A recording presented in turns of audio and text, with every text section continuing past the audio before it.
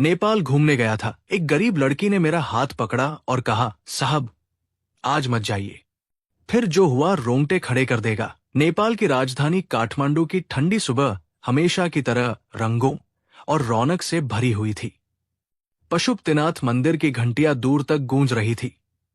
पहाड़ों से उतरती ठंडी हवा हर चेहरे को छू रही थी और दुनिया भर से आए पर्यटक शहर की गलियों में घूम रहे थे। उन्हीं पर्यटकों में भारत के बिहार के मुजफ्फरपुर का रहने वाला 28 वर्षीय आर्यन भी था।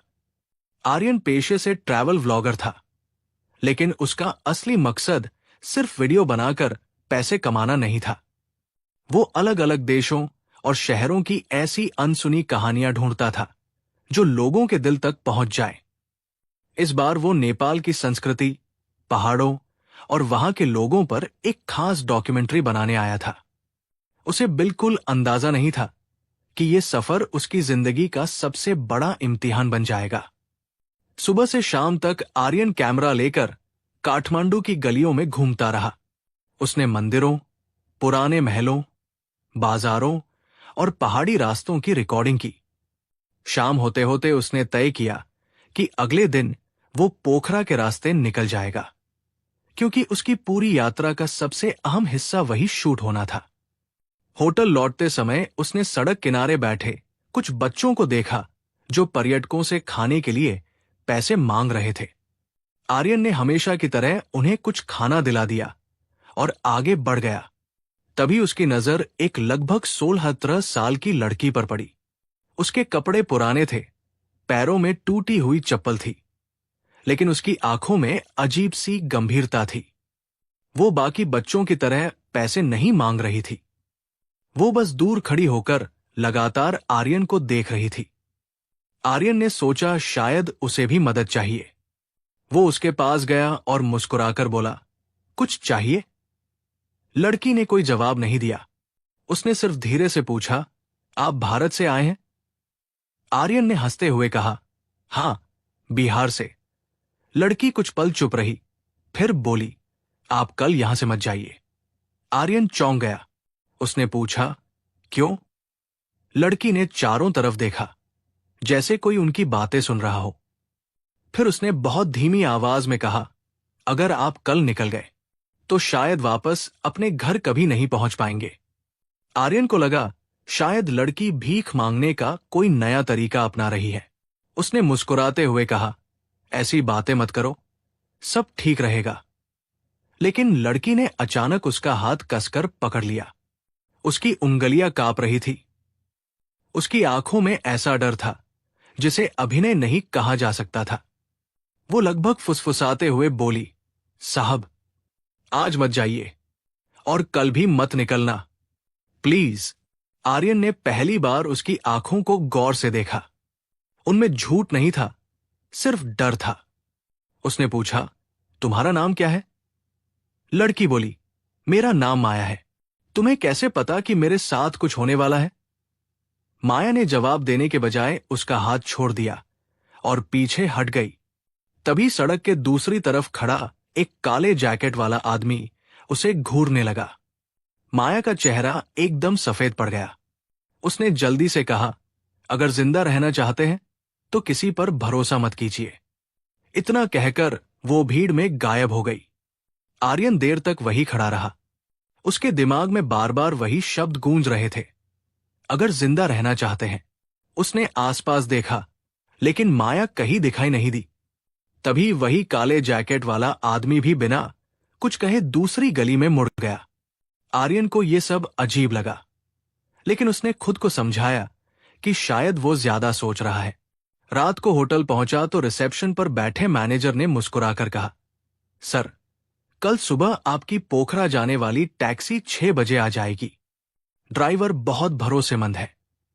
आर्यन ने सिर हिलाया, लेकिन उसके मन में माया की बातें घूमती रही। उसने तय किया कि सुबह निकलने से पहले एक बार उस लड़की को ढूंढेगा। अगले दिन सूरज निकलने से पहले ही वो कैमरा लेकर होटल से बाहर निकला। सड़कें लगभग खाली थी। कुछ दुकानदार अपनी दुकानें खोल रहे थे। वो उसी जगह पहुंचा जहां पिछली शाम माया मिली थी, लेकिन वहां कोई नहीं था। उसने आसपास के लोगों से पूछा।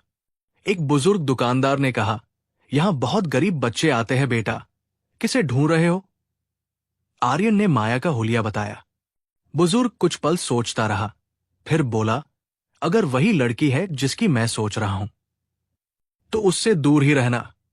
उसके पीछे बहुत खतरनाक लोग पड़े हैं। आर्यन का दिल तेजी से धड़कने लगा। उसने पूछा, कौन लोग? लेकिन बुजुर्ग अचानक चुप हो गया। उसने दुकान की तरफ देखते हुए कहा, मैंने कुछ नहीं कहा, आप यहां से चले जाइए। उसी समय होटल की टैक्सी आकर उसके सामने रुकी। ड्राइवर मुस्कुराते हुए बोला, सर, देर हो जाएगी, सामान रख दीजिए। आर्यन टैक्सी के पास पहुंचा ही था कि पीछे से किसी ने उसका हाथ फिर से पकड़ लिया। उसने मुड़कर देखा, माया थी। उसकी सांसें तेज चल रही थी, चेहरा पसीने से भीगा हुआ था। वो बोली, मैंने कहा था ना, मत जाइए, ये टैक्सी आपको मंजिल तक नहीं पहुंचाएगी। ड्राइवर गुस्से से बोला, अरे भाग यहां से, हर रोज पर्यटकों को परेशान करती है। लेकिन माया बिना डरे आर्यन के सामने खड़ी हो गई। उसने अपनी मुट्ठी खोली। उसमें एक छोटा सा टूटा हुआ लॉकेट था। उसने वो लॉकेट आर्यन को देते हुए कहा, अगर आपको मेरी बात झूठ लगे तो इसे खोल कर देखिए। आर्यन ने लॉकेट खोला। अंदर एक बहुत छोटी सी तस्वीर थी। तस्वीर देखकर उसका चेहरा एकदम सख्त हो गया। तस्वीर में वही काले जैकेट वाला आदमी खड़ा था और उसके साथ होटल का वही मैनेजर भी था जिसने अभी कुछ देर पहले मुस्कुराकर उसे विदा किया था। आर्यन ने तुरंत होटल की तरफ देखा। मैनेजर दूर खड़ा मोबाइल पर किसी से बात कर रहा था और उसकी नजर लगातार आर्यन पर थी। उसी पल आर्यन को पहली बार एहसास हुआ कि माया शायद झूठ नहीं बोल रही थी, लेकिन वो ये समझ नहीं पा रहा था कि एक गरीब लड़की उसके लिए अपनी जान जोखिम में क्यों डाल रही है और आखिर उस तस्वीर का राज क्या था। आर्यन कुछ समझ पाता उससे पहले माया ने कांपती आवाज में कहा, अगर सच जानना है तो मेरे साथ चलिए, लेकिन जल्दी कीजिए, क्योंकि उन्हें पता चल गया है कि मैं आपसे मिल चुकी हूं। आर्यन ने टैक्सी की तरफ देखा, फिर माया की तरफ। एक तरफ सुरक्षित दिखने वाला सफर था, दूसरी तरफ एक अनजान लड़की की रहस्यमयी बात। उसने गहरी सांस ली और अगले ही पल अपना बैग उठाकर माया के पीछे दौड़ पड़ा। उधर टैक्सी ड्राइवर ने तुरंत मोबाइल निकाला और किसी को सिर्फ इतना कहा, साहब शिकार रास्ता बदल चुका है। आर्यन ने बिना एक पल गवाए माया के पीछे दौड़ना शुरू कर दिया। काठमांडू की तंग गलियां सुबह की हलचल से भरने लगी थी, लेकिन माया किसी ऐसे रास्ते से उसे ले जा रही थी जहां आम लोग बहुत कम दिखाई दे रहे थे। कुछ ही मिनटों में दोनों पुराने मकानों के बीच बनी एक संकरी गली में पहुंचे। माया बार बार पीछे मुड़कर देख रही थी, मानो उसे पूरा यकीन हो कि कोई उनका पीछा कर रहा है। आखिरकार वो एक जर्जर से पुराने घर के अंदर घुस गई। दरवाजा बंद करते ही उसने गहरी सांस ली और पहली बार उसकी आंखों में राहत की हल्की सी झलक दिखाई दी। आर्यन अब तक पूरी तरह उलझ चुका था। उसने सख्त आवाज में पूछा, अब सच सच बताओ, तुम कौन हो और मेरे पीछे ये लोग क्यों पड़े हैं? माया कुछ पल चुप रही, फिर उसने कोने में रखे पुराने लकड़ी के बक्से से एक कपड़ा हटाया। उसके नीचे कई फाइलें, कुछ तस्वीरें और एक छोटा कैमरा रखा हुआ था। उसने वो कैमरा आर्यन के हाथ में देते हुए कहा, इसमें वो सब है जिसकी वजह से मेरी पूरी दुनिया बर्बाद हो गई। आर्यन ने कैमरा ऑन किया। पहली ही वीडियो देखकर उसका चेहरा बदल गया। वीडियो में वही होटल मैनेजर कुछ विदेशी पर्यटकों को एक गाड़ी में बैठा रहा था। उसके साथ वही काले जैकेट वाला आदमी भी था। वीडियो आगे बढ़ी तो दिखा कि वही पर्यटक बाद में कहीं और ले जाए गए, लेकिन उनमें से 2 लोग कभी वापस दिखाई नहीं दिए। दूसरी वीडियो में कुछ नकाबपोश लोग पहाड़ी रास्ते पर एक विदेशी युवक का सामान लूट रहे थे। तीसरी वीडियो सबसे डरावनी थी। उसमें होटल मैनेजर पैसों से भरा बैग लेते हुए साफ दिखाई दे रहा था। आर्यन ने कैमरा बंद किया। उसकी आंखों में अविश्वास था। उसने पूछा, यह सब तुमने रिकॉर्ड किया? माया ने सिर हिलाया। उसकी आवाज भर्रा गई। मेरे पिताजी उसी होटल में ड्राइवर थे। एक रात उन्होंने गलती से इन लोगों की पूरी साजिश देख ली। उन्होंने पुलिस के पास जाने की कोशिश की, लेकिन अगले ही दिन पहाड़ी सड़क पर उनकी गाड़ी खाई में गिर गई। सबने कहा हादसा था, लेकिन मैं जानती हूं वो हादसा नहीं था। कमरे में कुछ पल के लिए सन्नाटा छा गया। माया की आंखों से आंसू बहने लगे। उसने कांपती आवाज में कहा, पिताजी ने मरने से पहले यही कैमरा मुझे दिया था। बोले थे, अगर कभी कोई ईमानदार इंसान मिले तो उसे ये सच जरूर देना। कई साल तक मुझे कोई भरोसेमंद इंसान नहीं मिला। कल जब मैंने आपको उन गरीब बच्चों को खाना खिलाते देखा, तब पहली बार लगा कि शायद भगवान ने आपको मेरी मदद के लिए भेजा है। आर्यन ने गहरी सांस ली। अब सारी बातें धीरे धीरे समझ आने लगी थी। उसने पूछा, लेकिन मेरे साथ इनका क्या मतलब? मैं तो बस एक पर्यटक हूं। माया ने जवाब दिया, यही तो इनकी चाल है। ये लोग अमीर या मशहूर पर्यटकों को निशाना बनाते हैं, रास्ते में दुर्घटना का नाटक करते हैं, उनका सामान लूटते हैं, और कई बार लोग हमेशा के लिए गायब हो जाते हैं। कल रात होटल मैनेजर ने आपके कमरे के बाहर फोन पर आपका नाम लिया था। तभी मुझे यकीन हो गया कि अगला नंबर आपका है। इतना सुनते ही बाहर किसी गाड़ी के ब्रेक की आवाज आई। माया खिड़की के पास गई। उसने पर्दा थोड़ा हटाया और उसका चेहरा डर से सफेद पड़ गया। उसने फुसफुसाकर कहा, वे लोग यहां पहुंच गए। आर्यन ने खिड़की से झांका। बाहर वही काला जैकेट पहने आदमी 4 अन्य लोगों के साथ खड़ा था। वे पूरे इलाके में इधर उधर देख रहे थे। कुछ ही सेकंड बाद उनमें से एक ने पुराने घर की तरफ इशारा किया। माया ने तुरंत कैमरा, फाइलें और लॉकेट एक पुराने बैग में रख दिए। उसने कहा, अगर ये सब इनके हाथ लग गया तो मेरे पिताजी की आखिरी निशानी भी खत्म हो जाएगी। दरवाजे पर जोरदार लात पड़ी। लकड़ी का पुराना दरवाजा हिल गया। दूसरी लात पहले से भी ज्यादा तेज थी। माया ने आर्यन का हाथ पकड़ा और घर के पीछे बने छोटे दरवाजे से बाहर निकल गई। दोनों पीछे की गली में भागने लगे। उनके पीछे लोगों के चिल्लाने की आवाजें साफ सुनाई दे रही थी। करीब 10 मिनट तक दोनों बिना रुके दौड़ते रहे। सामने एक पुराना बौद्ध मठ दिखाई दिया। वहां काफी श्रद्धालु मौजूद थे। भीड़ देखकर दोनों अंदर घुस गए। कुछ देर तक वे मंदिर के पीछे बने आंगन में छिपे रहे। बाहर तलाश जारी थी। आर्यन ने पहली बार गंभीर होकर कहा, अब भागने से कुछ नहीं होगा, हमें पुलिस के पास चलना चाहिए। माया ने कड़वी मुस्कान के साथ कहा, यही गलती मेरे पिताजी ने की थी। यहां हर पुलिस वाला खराब नहीं है, लेकिन इन लोगों के कुछ साथी पुलिस में भी हैं। अगर हम सीधे गए तो कैमरा गायब हो जाएगा और हम भी। आर्यन गहरी सोच में डूब गया। तभी उसे अपना पुराना दोस्त विवेक याद आया, जो भारत के दूतावास में सुरक्षा विभाग से जुड़ा हुआ था और इस समय काठमांडू में ही तैनात था। उसने तुरंत मोबाइल निकाला, लेकिन स्क्रीन पर नेटवर्क नहीं था। शायद पहाड़ी इलाके की वजह से सिग्नल कमजोर था। उसी समय मठ के एक बुजुर्ग भिक्षु धीरे धीरे उनके पास आए। उन्होंने दोनों को ध्यान से देखा और शांत स्वर में पूछा, क्या तुम लोग किसी मुसीबत में हो? आर्यन पहले तो झिझका, लेकिन फिर उसने पूरी बात बता दी। बुजुर्ग कुछ देर चुप रहे, फिर बोले, सच बोलने वालों का रास्ता हमेशा कठिन होता है, लेकिन झूठ हमेशा लंबे समय तक नहीं जीतता। उन्होंने दोनों को मठ के पीछे बने एक छोटे कमरे में छिपा दिया और कहा कि रात होने तक बाहर मत निकलना। रात के करीब 8 बजे बुजुर्ग वापस आए। उनके हाथ में एक पुराना नक्शा था।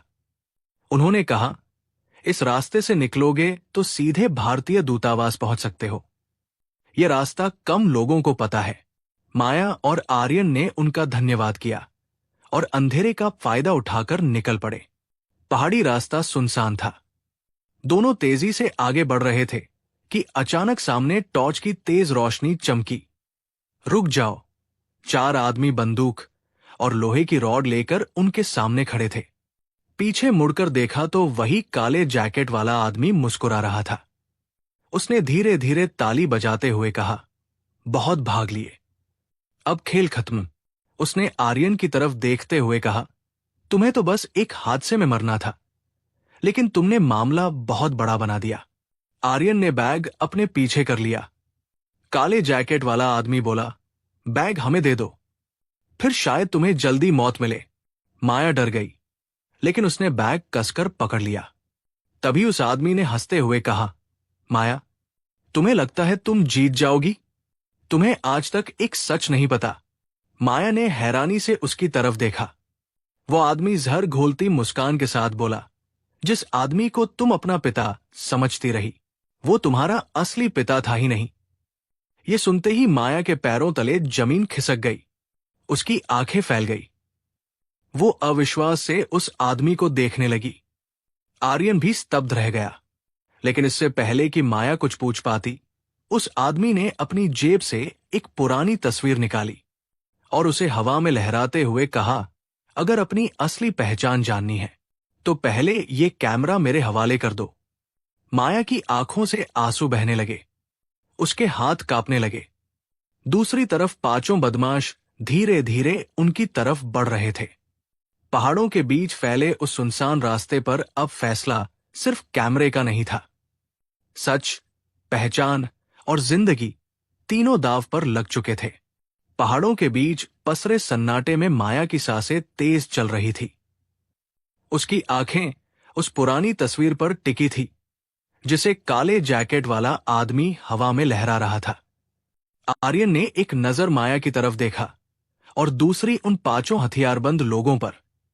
उसे समझ आ गया कि अब एक छोटी सी गलती भी दोनों की जान ले सकती है। काले जैकेट वाला आदमी मुस्कुराया और बोला, कैमरा मुझे दे दो, फिर मैं तुम्हें तुम्हारे असली मां बाप के बारे में सब बता दूंगा।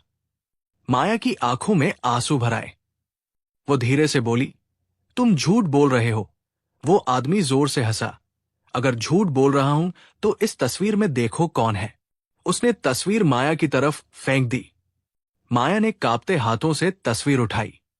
तस्वीर में लगभग 20 साल पहले की एक महिला अपनी गोद में एक छोटी बच्ची को लिए खड़ी थी। उसके साथ वही आदमी भी खड़ा था, लेकिन उस समय उसकी उम्र कम थी। तस्वीर के पीछे नेपाली भाषा में एक तारीख और एक जगह का नाम लिखा था। माया कुछ समझ नहीं पाई, लेकिन उसके चेहरे का रंग उड़ चुका था। आर्यन ने तुरंत तस्वीर अपने हाथ में ली। तभी उसकी नजर तस्वीर के कोने में बने एक छोटे निशान पर गई। वही निशान उस लॉकेट पर भी बना हुआ था, जो माया ने उसे दिया था। उसी क्षण आर्यन के दिमाग में एक बात कौन थी। उसने कैमरे की मेमोरी कार्ड निकालकर चुपचाप अपनी जैकेट की अंदरूनी जेब में रख ली और खाली कैमरा हाथ में पकड़ लिया। यह सब इतनी तेजी से हुआ कि किसी की नजर नहीं पड़ी। काले जैकेट वाला आदमी आगे बढ़ा। अब कैमरा डॉट आर्यन ने कैमरा उसकी तरफ फेंक दिया। जैसे ही वो आदमी कैमरा पकड़ने के लिए झुका, आर्यन ने माया का हाथ पकड़ा और पूरी ताकत से दूसरी तरफ ढलान की ओर दौड़ पड़ा। पकड़ो इन्हें, बदमाश चिल्लाए। पहाड़ी रास्ते पर अंधेरा गहराने लगा था। पत्थरों पर फिसलते हुए दोनों नीचे की तरफ भाग रहे थे। पीछे गोलियों की आवाज गूंज उठी। एक गोली आर्यन के कंधे को छूती हुई निकल गई। दर्द से उसका चेहरा तमतमा उठा, लेकिन उसने कदम नहीं रोके। कुछ दूर नीचे एक पुराना लकड़ी का पुल था, जिसके नीचे तेज बहाव वाली नदी बह रही थी। दोनों पुल पर पहुंचे ही थे कि सामने से दो बदमाश आ गए। पीछे बाकी लोग भी पहुंच चुके थे। अब भागने का कोई रास्ता नहीं बचा था। काले जैकेट वाला आदमी धीरे धीरे उनके सामने आया। उसने कैमरा खोला तो उसके चेहरे की मुस्कान गायब हो गई। मेमोरी कार्ड कहा है, आर्यन मुस्कुराया। जिस चीज के लिए तुमने इतने लोगों की जान ली, वो अब तुम्हारे हाथ में नहीं है। ये सुनते ही वो आगब बुला हो गया। उसने बंदूक निकालकर सीधे आर्यन के सीने पर तान दी। उसी समय दूर से कई गाड़ियों के सायरन सुनाई दिए। काले जैकेट वाला आदमी चौंक गया। आर्यन मुस्कुराया और बोला, जब हम मठ में थे तभी मुझे कुछ सेकंड के लिए नेटवर्क मिला था। मैंने भारतीय दूतावास में अपने दोस्त विवेक को सिर्फ अपनी लोकेशन और एक कोड मैसेज भेज दिया था। बाकी काम उसने कर दिया। कुछ ही पलों में कई पुलिस गाड़ियां और भारतीय दूतावास की सुरक्षा टीम वहां पहुंच गई। चारों तरफ से रास्ता घेर लिया गया। हथियार नीचे रखो, आवाज गूंजी। बदमाश भागने लगे, लेकिन पहाड़ी रास्ते पर हर तरफ सुरक्षा बल तैनात थे। कुछ मिनटों की मुठभेड़ के बाद सभी अपराधी पकड़ लिए गए। काले जैकेट वाला आदमी भागने की कोशिश में फिसला और पुलिस ने उसे वही दबोच लिया। हथकड़ी लगते ही उसका घमंड टूट गया। भारतीय दूतावास के अधिकारी विवेक ने आर्यन को संभाला। उसके कंधे से खून बह रहा था। डॉक्टर ने तुरंत प्राथमिक उपचार शुरू किया। माया अब भी उस तस्वीर को हाथ में लिए खड़ी थी। उसकी आंखों में सिर्फ एक सवाल था। उसी समय गिरफ्तार काले जैकेट वाले आदमी से पूछताछ शुरू हुई। पहले तो वो चुप रहा, लेकिन जब उसके सामने कैमरे की रिकॉर्डिंग, होटल मैनेजर के बयान और बाकी सबूत रखे गए तो उसका हौसला टूट गया। उसने सिर झुकाकर कहा, हां, माया सच में उस ड्राइवर की बेटी नहीं है। सबकी नजरें उसकी तरफ उठ गई। वो बोला, करीब 17 साल पहले सीमा के पास एक बस दुर्घटना हुई थी। उसमें एक भारतीय दंपति की मौत हो गई। उनकी छोटी बेटी जिंदा बच गई। हम लोग उस बच्ची को बेचने वाले थे, लेकिन उसी समय होटल के ड्राइवर ने उसे बचाकर अपने घर ले गया। उसने अपनी बेटी बनाकर पाला। वही बच्ची आज माया है। माया की आंखों से आंसू बह निकले। उसे पहली बार समझ आया कि जिस आदमी को वो अपना पिता कहती थी, उसने उसे जन्म नहीं दिया था, लेकिन उससे कहीं बड़ा रिश्ता निभाया था।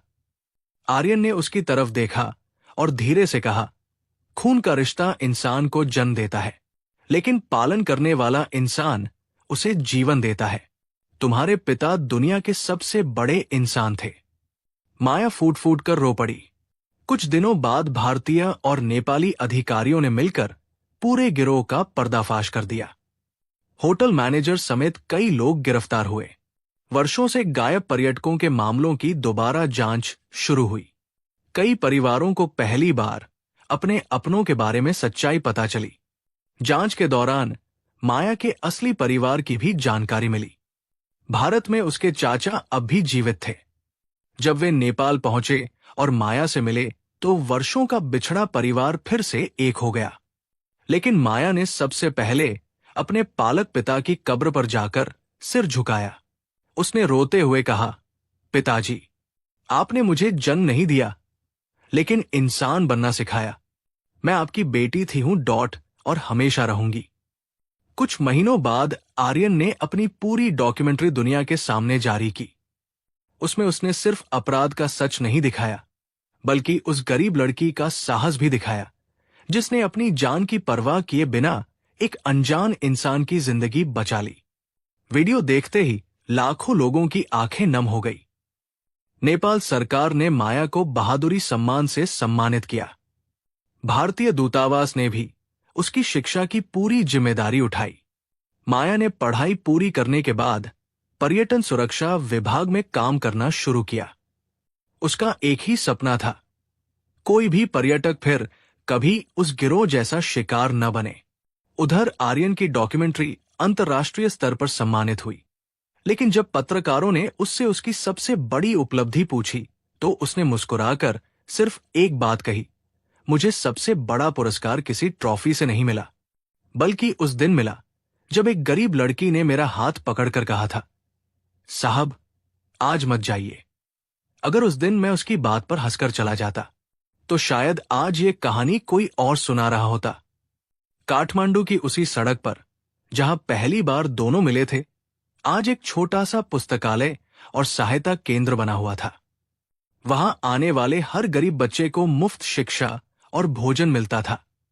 उस केंद्र के बाहर एक पत्थर पर सिर्फ एक पंक्ति लिखी थी, कभी कभी भगवान हमारी रक्षा किसी अमीर इंसान से नहीं, बल्कि एक गरीब और सच्चे दिल वाले इंसान से करवाते हैं। इसलिए किसी की गरीबी देखकर उसके शब्दों की कीमत कभी मत आंकिए। यही इस कहानी का सबसे बड़ा सच था। अगर आपको हमारी कहानी पसंद आई हो तो कृपया चैनल को सब्सक्राइब करें, वीडियो को लाइक करें और अपने दोस्तों व परिवार के साथ शेयर जरूर करें। साथ ही कमेंट में अपना नाम और आप किस शहर से देख रहे हैं ये भी लिखें। आपका एक एक कमेंट हमें नई और दिल को छू लेने वाली कहानियां लाने की प्रेरणा देता है। धन्यवाद।